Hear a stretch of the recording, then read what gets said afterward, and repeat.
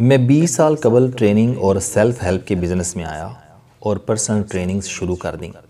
بھابڑا بازار کا ایک بزرگ میرا پہلا کلائنٹ تھا۔ وہ شیخ برادری سے تعلق رکھتا تھا۔ پوری زندگی محنت اور مشقت میں گزار دی۔ 2 بیٹے تھے، دونوں شادی شدہ اور خود مختار تھے۔ بیگم کا انتقال ہو چکا تھا۔ یار دوست اور عزیز رشتہ دار تھے نہیں۔ بزرگ کی کوئی ایکٹیویٹی، کوئی تفریح اور زندگی کے ساتھ کوئی دلچسپی بھی نہیں تھی، لہٰذا وہ شدید ڈپریشن کا شکار ہو گیا۔ وہ سارا دن گلیوں اور بازاروں میں مارا پھرتا تھا۔ سڑک پر بندر کا تماشا لگتا تھا تو بزرگ 2 گھنٹے وہاں کھڑے رہتے تھے اور بچے انہیں تلاش کرتے رہتے تھے۔ میرے قاری تھے، یہ ان کی زندگی کی واحد ایکٹیویٹی تھی۔ میں نے سیلف ہیلپ کے بارے میں لکھنا شروع کیا تو ان کا بڑا بیٹا ایک دن انہیں میرے پاس لے آیا۔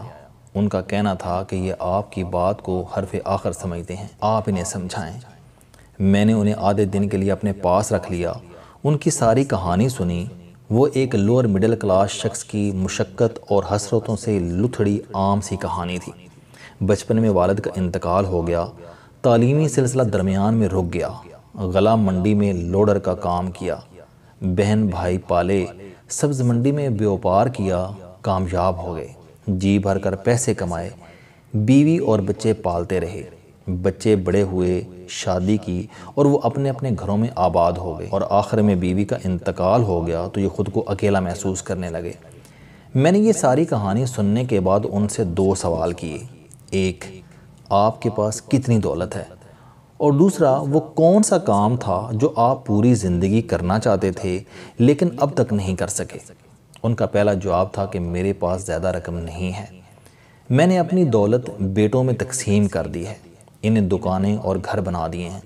میرے پاس اب صرف 10 مرلے کا گھر بچا ہے اور گزارے کے پیسے ہیں۔ میں نے پوچھا کہ آپ کے گھر کی مالیت کتنی ہے؟ وہ اطمینان سے بولے 2 ماہ قبل اس کے 10 کروڑ روپے مل رہے تھے۔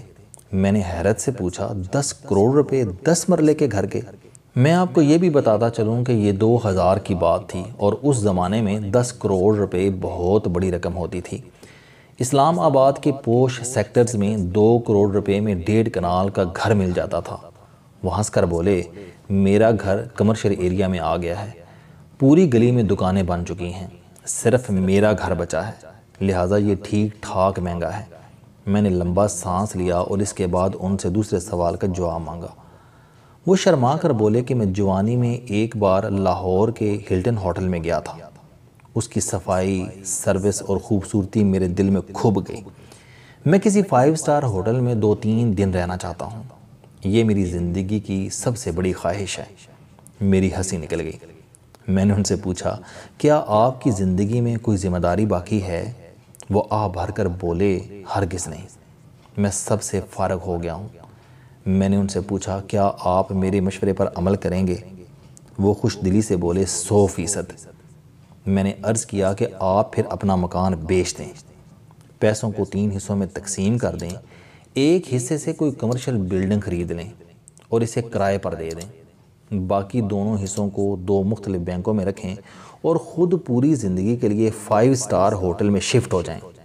وہ حیرت سے میری طرف دیکھنے لگے اور بولے کیا یہ ممکن ہے؟ میں نے ہنس کر جواب دیا 100%۔ وہ بولے آپ اپنی ان تینوں تجاویز کو ذرا ایکسپلین کر دیں۔ میں نے عرض کیا میں آخری تجویز سے سٹارٹ کرتا ہوں۔ آپ جب 5 سٹار ہوٹل سے پیکج ڈیل کریں گے تو یہ آپ کے ساتھ 10,000 روپے روزانہ کے حساب سے ڈیل کر لیں گے۔ یہ رقم ماہانہ 3 لاکھ روپے اور سالانہ 36 لاکھ روپے بنتی ہے۔ ہم اگر 36 لاکھ کو 10 سے ضرب دیں تو یہ 3 کروڑ 60 لاکھ روپے بنیں گے اور یہ آپ کے مکان کی مالیت کا 36% ہوگا۔ آپ گویا اپنی دولت کے 36% میں 10 سال 5 سٹار ہوٹل میں رہ سکتے ہیں۔ آپ کی عمر اس وقت 66 سال ہے۔ آپ 10 سال بعد 76 سال کے ہوں گے۔ اللہ تعالیٰ آپ کو لمبی عمر دے۔ آپ اس کے بعد اگلے 10 سال دوسرے اکاؤنٹ سے ادائیگی کریں اور 86 سال کی عمر تک 5 سٹار ہوٹل میں رہیں۔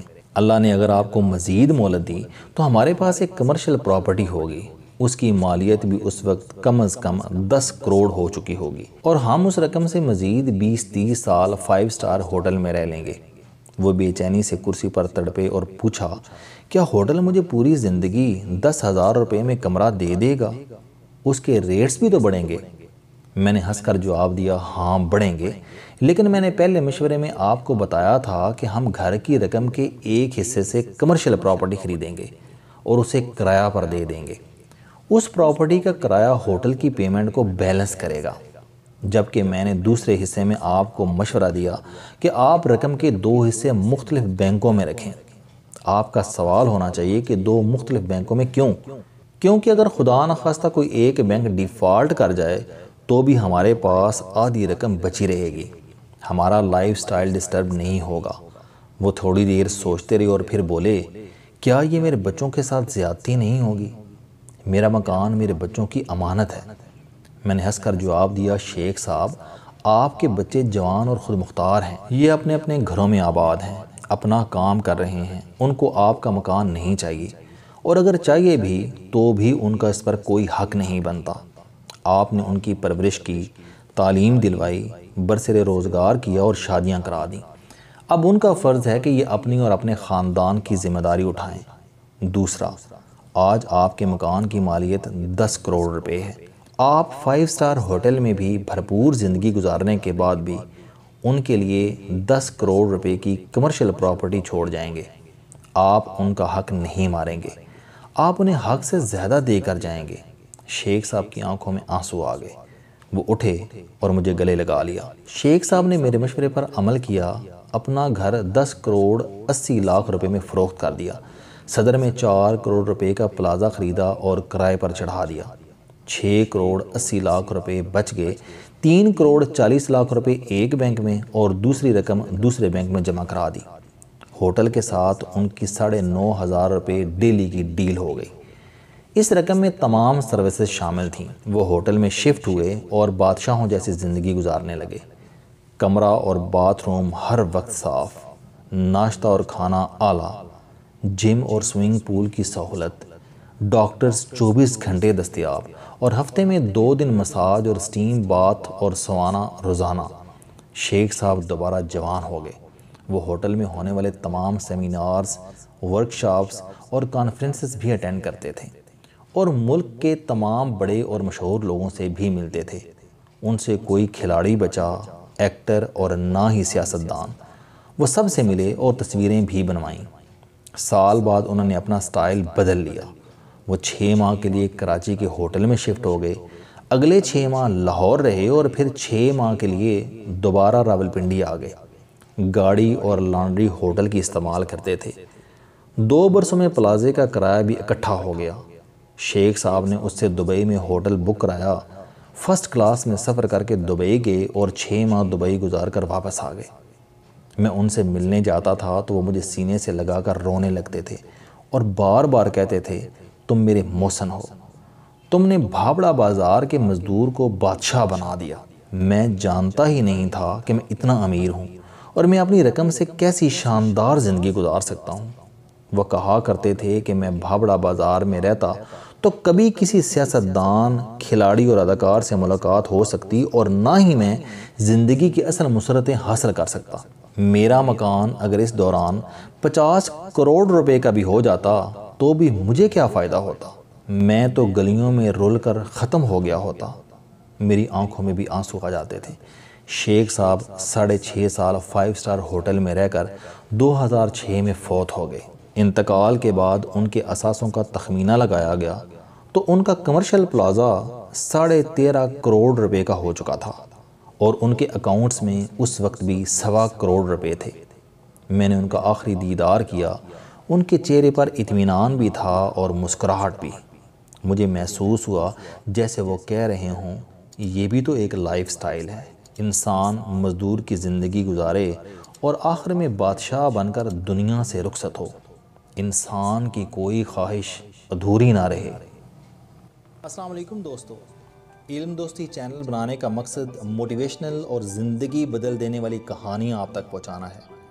مجھے خوشی ہے کہ آپ احباب کو یہ ویڈیوز بہت پسند آ رہی ہیں۔